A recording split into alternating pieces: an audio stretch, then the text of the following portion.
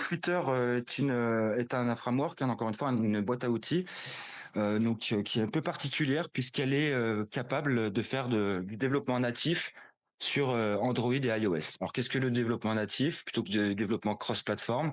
Bah concrètement, le développement natif, ce framework est capable d'interagir directement avec l'OS, donc l'operating system, le système.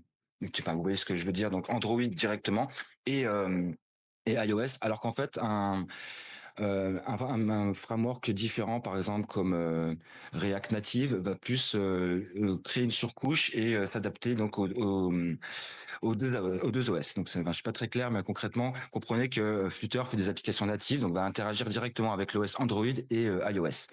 Donc qu'est-ce que c'est? Donc c'est un framework donc lancé par Google en 2018 qui permet de créer donc des applications performantes donc pour Android et iOS. Donc c'est pratique puisqu'il fait les deux. Sinon, vous savez que pour iOS, il faut avoir un Mac avec le langage Swift. Donc ça implique d'avoir un ordinateur avec Windows, un ordinateur avec un Mac. Donc c'est un petit peu plus compliqué. Donc là, vaut mieux faire utiliser un outil qui est capable de cibler Android et iOS.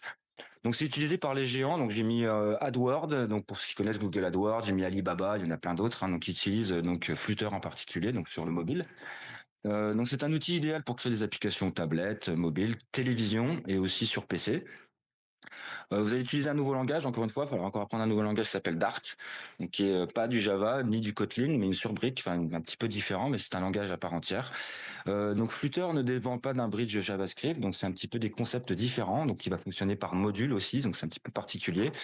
Il utilise une vaste de collection de widgets, donc Material pour Android et Cupertino pour iOS. Donc les widgets, hein, concrètement, c'est un petit peu ce que vous voyez sur votre mobile, la navbar en haut, la bottom bar en bas, vous voyez, donc des boutons flottants, etc.